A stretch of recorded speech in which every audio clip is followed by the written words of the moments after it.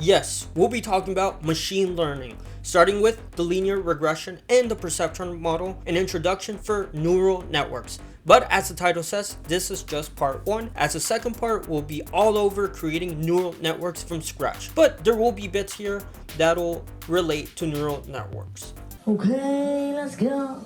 We'll begin with a model that can predict these set of points on this graph that follow a rough pattern here. And what algorithm would be able to model this data? Linear regression, of course. It's an algorithm that aims to draw the best fit line based off a data set. And if you're wondering, what is a line? Mathematically speaking, of course, well, we can define a line by the slope-intercept form, which most of y'all may be familiar with from your math and algebra classes. And if you remember, the slope-intercept form, it's a linear equation that's made up of the slope and the y-intercept. The slope here changes the steepness of the line, and the y-intercept acts as the y-offset of the line. So the idea here is that both of these variables, the slope and y-intercept, can be parameters for the model that they can control to optimize towards the most fit line. But then comes this question: how the hell are we going to change these parameters? But a better question would be how do we measure how wrong our initial slope and y-intercept is?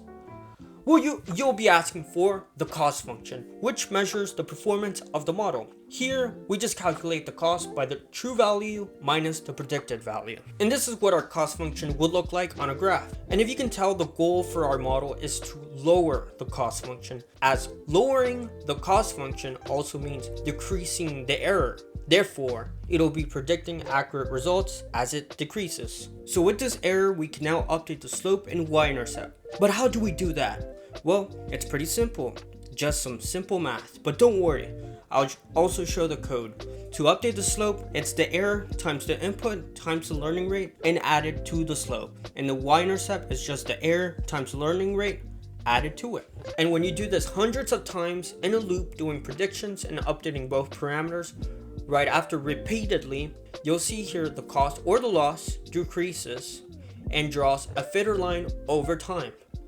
And that was pretty much it for the linear regression algorithm, and also a little bit of gradient descent.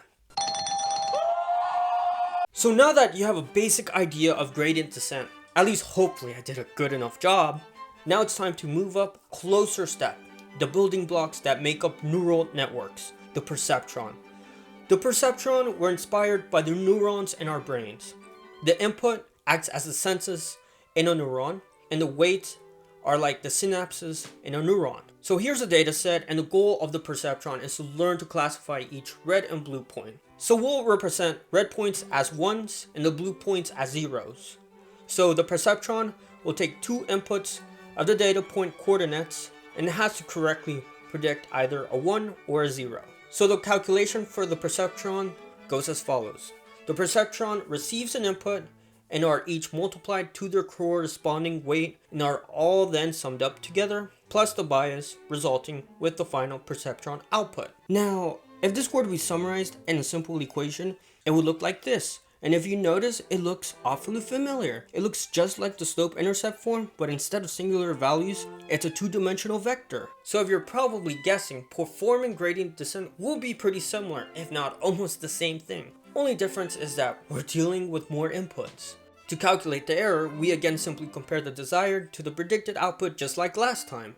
And to update weights, they're added by the error times the corresponding input and multiplied by the learning rate. And to update the bias, they're added by the error multiplied by the learning rate. And like before, that's it. The model predicts and after updates the parameters over time. And on the graph, what you're seeing is just a prediction map of what the perceptron predicts. So the more red, the closer it is to a 1. The more blue, the closer it is to a 0. But looking at the loss graph, it looks pretty sporadic. And that's because for each iteration, it's trained on a single random data point. So a different method for a more stable loss is to train the entire dataset all at once, add up all the deltas, but not update the parameters until each data point is calculated. And if I run this, you'll notice the loss gradually decreases and the model seems more confident for each training pass. And that was it for the perceptron. The math isn't rocket science. All it took was to break down each step with some basic understanding of algebra, of course.